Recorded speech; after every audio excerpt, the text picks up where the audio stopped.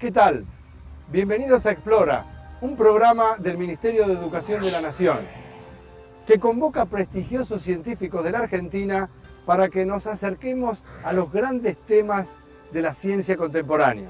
Hoy exploramos el cambio climático y su relación con las actividades humanas.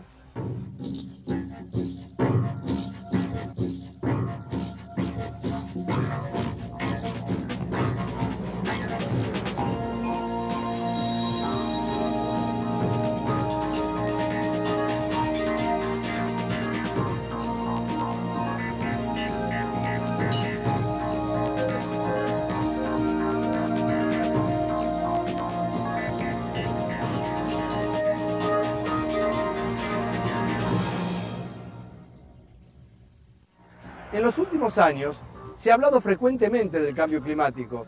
Es más, es un tema que está instalado en la sociedad. De hecho, se escribe o se habla muchísimo sobre variaciones de temperatura o del efecto invernadero. Fenómenos como el tsunami en Indonesia, como los huracanes en Estados Unidos o las inundaciones aquí en la Argentina, en la provincia de Santa Fe, han generado un debate público. Especialistas y políticos debaten sobre las responsabilidades que le caben al hombre en estos cambios que se producen en el clima del planeta. Y naturalmente estos cambios afectan el normal desarrollo de todas las formas de vida. Para empezar, una breve definición de lo que es el cambio climático. Para eso hablamos con una experta, con una profesora de la Universidad de Buenos Aires, de la Facultad de Ciencias Exactas y Naturales, la doctora Inés Camiglioni. El cambio climático es la variación del clima, de parámetros meteorológicos que tienen que ver con la atmósfera durante un periodo prolongado de tiempo y en una forma significativa.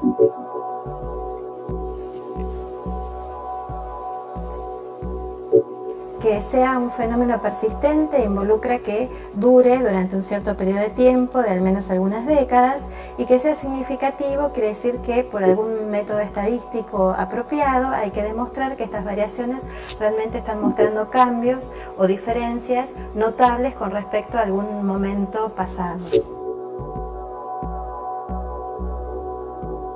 El clima tiene una variabilidad natural. ¿Qué quiere decir? Que se desarrollan ciertos procesos que hacen que algunos veranos sean más calientes, algunos inviernos sean más fríos. Esto provocado por causas naturales, pero existen actividades que realiza la humanidad, que realizan los hombres, que hacen que el clima también se vaya modificando.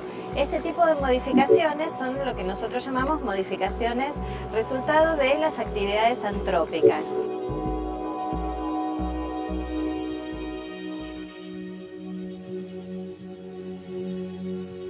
Entre las acciones del hombre que modifican el clima se pueden distinguir dos causas principales. La primera tiene que ver con el reemplazo de las superficies naturales por superficies construidas, por ciudades, por embalses, o el reemplazo también de coberturas vegetales a través del proceso de deforestación. La segunda causa tiene que ver con la inyección a la atmósfera de gases producto de actividades humanas y de procesos industriales.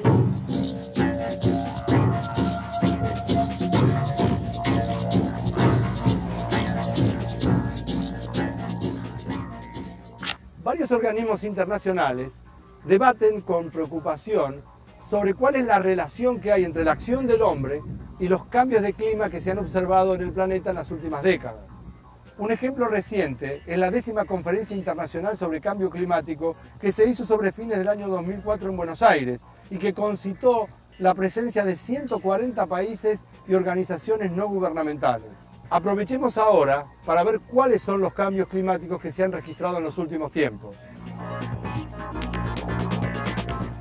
En los últimos años se produjeron cambios climáticos concretos, como el aumento de la temperatura media global de 0,6 de grado en los últimos 150 años, cambios en los niveles de precipitación, esto significa aumentos en la lluvia en algunos lugares y descensos en otras, retroceso en la mayor parte de los glaciares del mundo.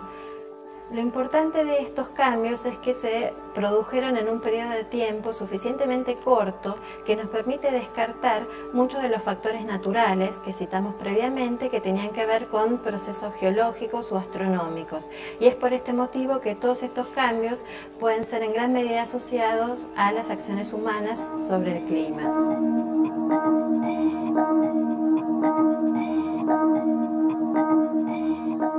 Existe un efecto natural de la atmósfera terrestre, que es lo que se conoce con el nombre de efecto invernadero.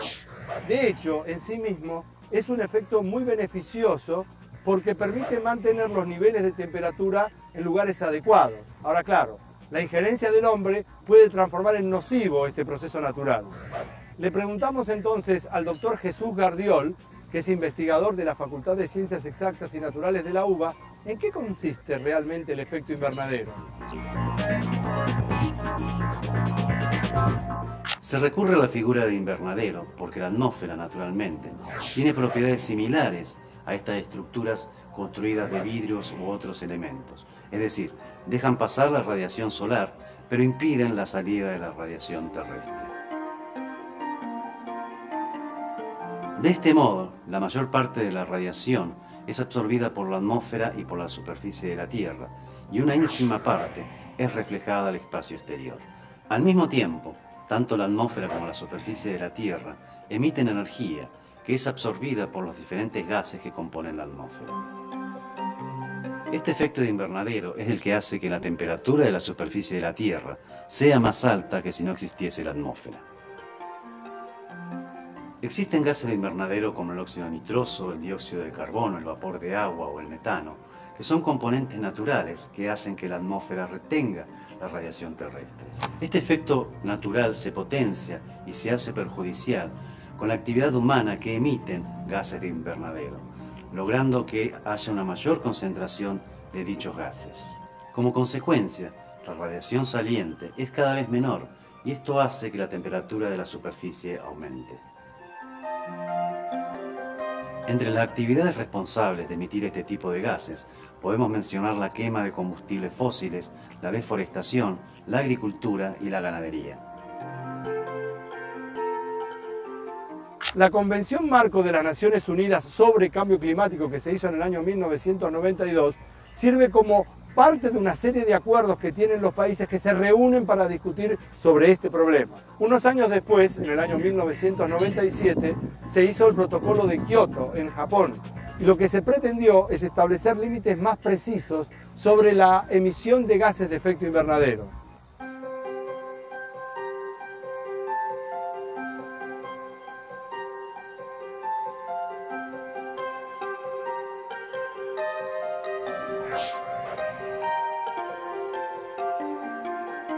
La Convención Marco de las Naciones Unidas sobre el Cambio Climático establece como principal objetivo estabilizar las concentraciones de gases de efecto invernadero en la atmósfera a un nivel que impida interferencias peligrosas con el sistema climático.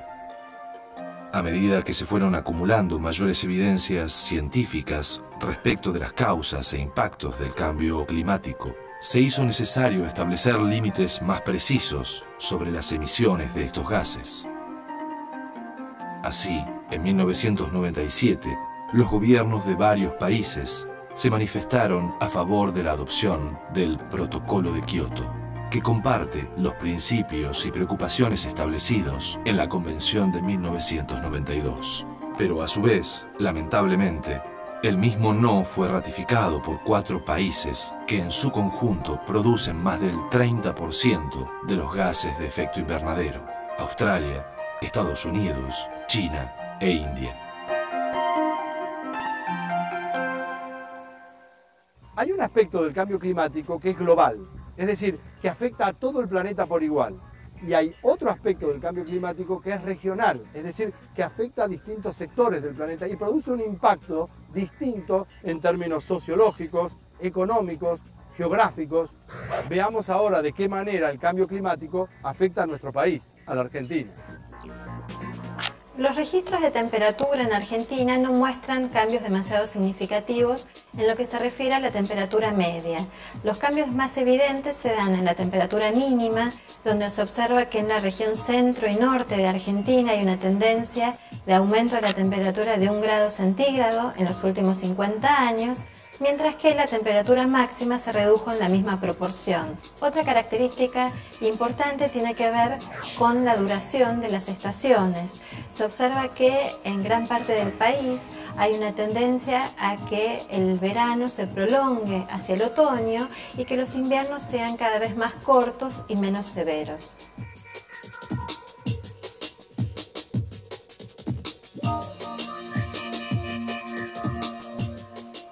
A diferencia de lo que ocurre con la temperatura, la precipitación es una de las variables meteorológicas con cambios más evidentes en Argentina.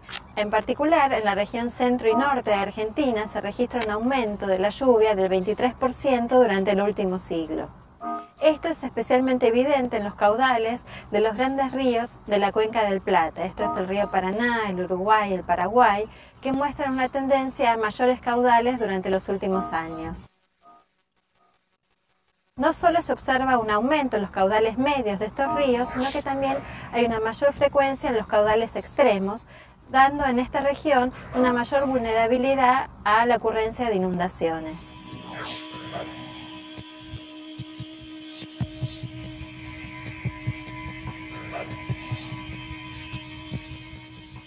En contraste con lo que ocurre en la zona de la Cuenca del Plata, existe una región de Argentina que muestra tendencias negativas con respecto a la precipitación. Esto es el área de Cuyo y Comahue, que muestran durante el último siglo una tendencia a una reducción de la lluvia del orden del 50%. Esto tiene impactos bastante importantes sobre los caudales de los ríos, que están principalmente alimentados por las masas de agua de deshielo de alta montaña. Esto sin duda puede tener consecuencias bastante importantes para la provisión de agua de toda esta región, que se encuentra frente a riesgo de un déficit hídrico para los próximos años.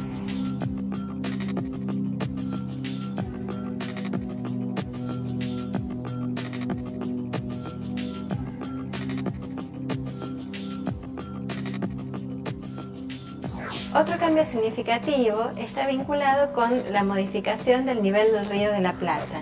En el último siglo, en el puerto de Buenos Aires, el nivel del río aumentó 17 centímetros. En los últimos años aumentó la frecuencia de vientos del este sobre el estuario del río de la Plata y también aumentó la frecuencia de ocurrencia de sudestadas. Esta situación pone en riesgo de mayor frecuencia de inundaciones a toda la franja costera del área metropolitana y también aumenta las posibilidades de erosión en toda la zona costera.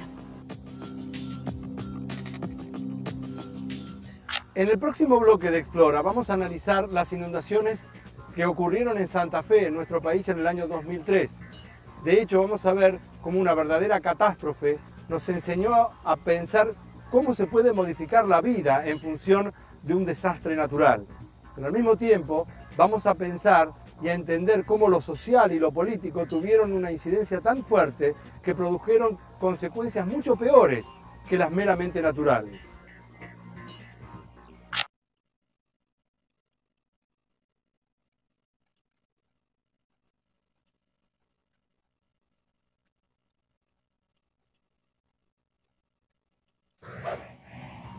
Seguimos ahora en Explora. El capítulo de hoy está dedicado al cambio climático y su relación con la actividad humana. Las inundaciones de la provincia de Santa Fe tocaron la vida de 24.000 hogares. Dejaron 130.000 evacuados sobre una población total de 500.000. Pero la situación fue muchísimo peor porque las aguas avanzaron sobre una población que tenía una pobreza preexistente y una cantidad de desocupados realmente altísima.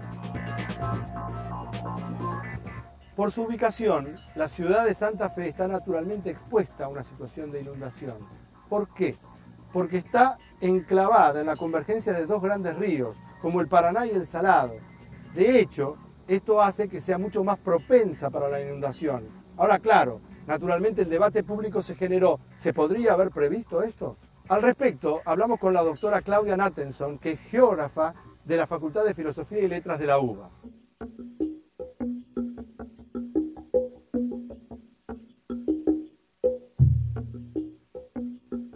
hemos tenido inundaciones catastróficas en el litoral argentino, importantes en el año 82-83, en el año 92, en el año 98, y pareciera que la inundación del 2003 de Santa Fe solo viene a confirmar que no es posible hacer nada, porque es natural, y no es así. Soy Elvira, la mamá de Mauricio Medrano, que está desaparecido. A cualquier persona que sepa de él, por favor, que se comunique con la... Aun cuando las causales de tipo físico-natural sean efectivamente importantes, las sociedades históricamente han podido enfrentar este tipo de fenómenos. Entonces, nosotros nuevamente nos preguntamos por qué en Santa Fe el impacto fue tan terrible, fue tan importante. Para contestar este tipo de cuestiones, nosotros hemos encontrado un buen marco teórico en lo que es llamada la teoría social del riesgo. En este marco debemos considerar efectivamente 4 dimensiones por lo menos para poder enfrentar este tipo de problemas. Uno lo hemos llamado peligrosidad, que tiene que ver con las características peligrosas o la amenaza que proviene de los fenómenos físico-naturales en sí. El segundo es la exposición, que tiene que ver con la distribución en el territorio de bienes y personas y qué es lo que está expuesto frente a esos peligros. El tercero lo hemos denominado vulnerabilidad social, y tiene que ver con cómo la sociedad está funcionando en la normalidad y con qué capital cuenta para enfrentar situaciones extraordinarias.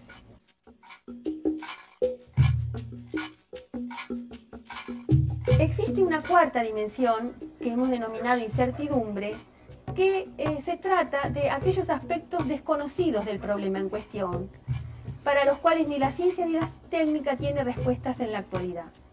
La incertidumbre crece a expensas de los desconocimientos de las otras 3 dimensiones que hemos mencionado y se maneja políticamente, es decir, no hay posibilidades de establecer una solución científico-técnica, entonces la solución va a pasar por la decisión, por lo político, por lo social. Es interesante lo que propone la doctora Nathanson, porque nos permite darle un marco conceptual diferente al análisis de lo que sucedió en la catástrofe de Santa Fe en el año 2003. No solamente hay que analizar los agentes naturales, eso está bien, sino que también hay que pensar en lo que ella llama la teoría social del riesgo, es decir, la peligrosidad, la incertidumbre, la disposición, la vulnerabilidad social. Estas son 4 dimensiones diferentes que nos permiten abordar el problema de una manera distinta. Si la incertidumbre es aquello que no se conoce, en el caso de Santa Fe podemos encontrar que falta información hidroclimática para poder desarrollar sistemas de alerta locales. Que den información a ver si Santa Rosa de Lima se va a llenar de agua o no, o si no hay peligro todavía. Desde el punto de vista de la exposición, ha faltado también lo que son llamadas, el desarrollo de lo que es llamado medidas blandas, planes de contingencia que prevean la posible llegada de una inundación para la cual la población se prepara haciendo ejercicios de simulación. ¿A qué hora más o menos va a llegar el agua acá? Porque yo me estoy evacuando solo Y desde el punto de vista de la vulnerabilidad social, cuanto mejor esté la sociedad desde el punto de vista económico, mejor va a poder responder y con más recursos va a poder contar para recuperarse en el caso de un impacto de esta naturaleza. Tuvimos la inundación del 82 y bueno, en ese momento se dijo, es una situación extraordinaria, es la máxima centenal. Pero pocos años después, en el 92, volvimos a tener una inundación importante en el litoral argentino. Y luego en el 98, otra más. Entonces, aquello que parecía que era extraordinario, se va transformando en algo normal. Tenemos que convivir con las inundaciones como pulsos naturales. La sociedad, para manejar este tipo de cambio, debe manejar estas incertidumbres previendo, estableciendo planes que nos permitan prever qué es lo que va a pasar y obrar en consecuencia.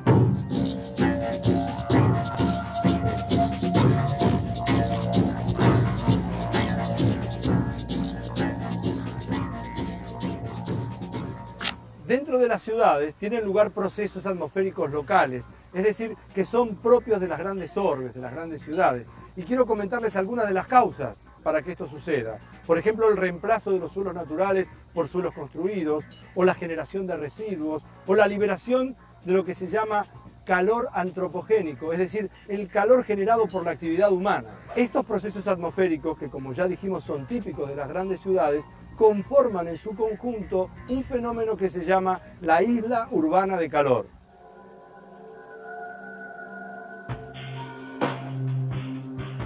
La isla urbana de calor es un fenómeno que hace referencia a las diferencias de temperatura que se registran entre una ciudad y su entorno rural.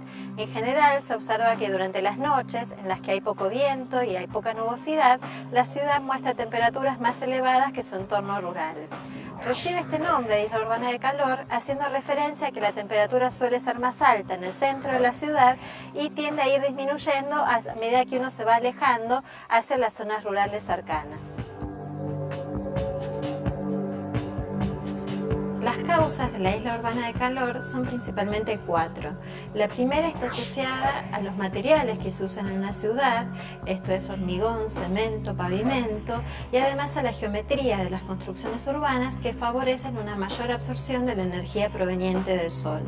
Una segunda causa está vinculada con la liberación del calor que se produce a través de las actividades humanas, esto es a través de la calefacción, a través del uso de diferentes combustibles. La tercera causa de la isla urbana de calor está vinculada con una disminución de la evaporación en ambientes urbanos asociada al reemplazo de las superficies naturales por superficies construidas. Hay una cuarta causa que está vinculada con los contaminantes que están en suspensión en la atmósfera de las ciudades.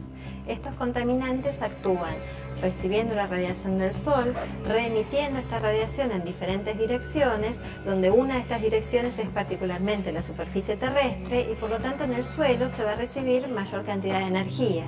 Esta energía va a calentar más la superficie en una zona urbana y por lo tanto el aire que está en contacto con esta superficie se va a ir calentando cada vez más.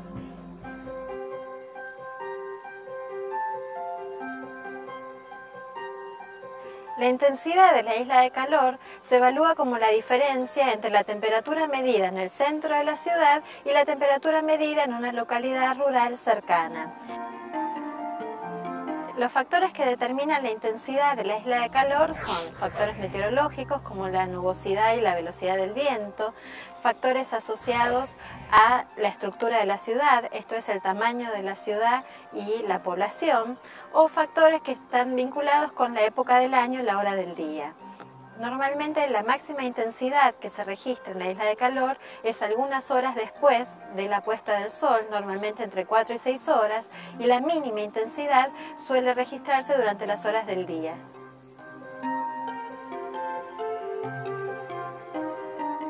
La isla urbana de calor produce efectos meteorológicos, económicos y hasta biológicos, y en todos los casos produce impactos positivos y negativos. Vamos a ver ahora cuáles son esos efectos. Desde el punto de vista meteorológico, una de las consecuencias de la isla urbana de calor está asociado al aumento de la precipitación en zonas urbanas comparados con el entorno rural. La isla urbana de calor actúa de forma tal que el aire más cálido que está sobre la atmósfera de la ciudad es forzado a ascender al tener mayor temperatura. En este proceso de ascenso se va enfriando y actúa haciendo que la humedad que contiene condense y dé origen a nubes y precipitación. Este aire que está forzado a ascender es normalmente reemplazado por una brisa de aire más fresco que llega a la ciudad proveniente desde las zonas rurales cercanas. Las consecuencias socioeconómicas se traducen en modificaciones en los requerimientos de energía en ambientes urbanos. En el invierno, las mayores temperaturas que se registran en una ciudad hacen que las necesidades de energía para calefacción sean menores y por lo tanto es un impacto beneficioso. Pero como contraparte, durante el verano, mayores temperaturas van a estar asociadas a un mayor requerimiento de energía para aumentar la refrigeración. Uno de los impactos negativos de la isla urbana de calor está asociada a los efectos sobre la salud. En esta figura se presenta la evolución del número de muertes en la ciudad de Buenos Aires en función de los valores de la temperatura. Lo que se observa es que a medida que la temperatura aumenta, el número de muertes va disminuyendo porque hay menor riesgo de enfermedades cardiovasculares y respiratorias. Esto sucede hasta que la temperatura aumenta hasta un nivel tal, hasta una temperatura crítica determinada, en el que comienzan los efectos de un estrés térmico sobre la población en riesgo, de forma tal que, pasada esta temperatura umbral, el número de muertes comienza a aumentar. El hombre, desde la ciencia, trata de aminorar el impacto que se genera sobre la naturaleza cada vez que produce algo.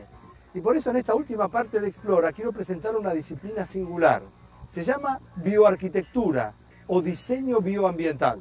Vamos a consultar ahora a la arquitecta egresada de la Universidad de Buenos Aires, Silvia de Schiller, y ella nos va a explicar que los edificios nunca son inocentes. La edificación siempre altera el medio ambiente y el clima.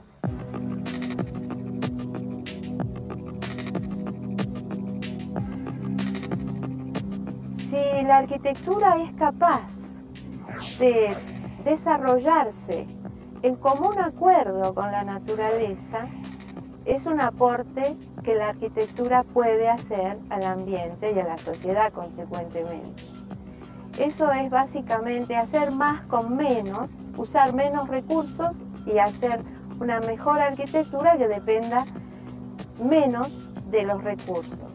Para que esos recursos, si los hay, se puedan usar para otras cosas, básicamente para producir y desarrollarnos. No consumir para producir un problema, que es el calentamiento global y el efecto de la isla de calor, que sí van a ser problemas porque van a rebotar en nuestro hábitat y vamos a tener que suplir las condiciones de diseño que no hemos sabido usar debidamente con más mecanismos, con más energía, con más situación artificial. Los edificios impactan, no son inocentes. Los edificios siempre modifican el clima y el medio en el cual se encuentran. La manera en que impactan es lo que tratamos de evidenciar y de enseñar en nuestra arquitectura bioambiental.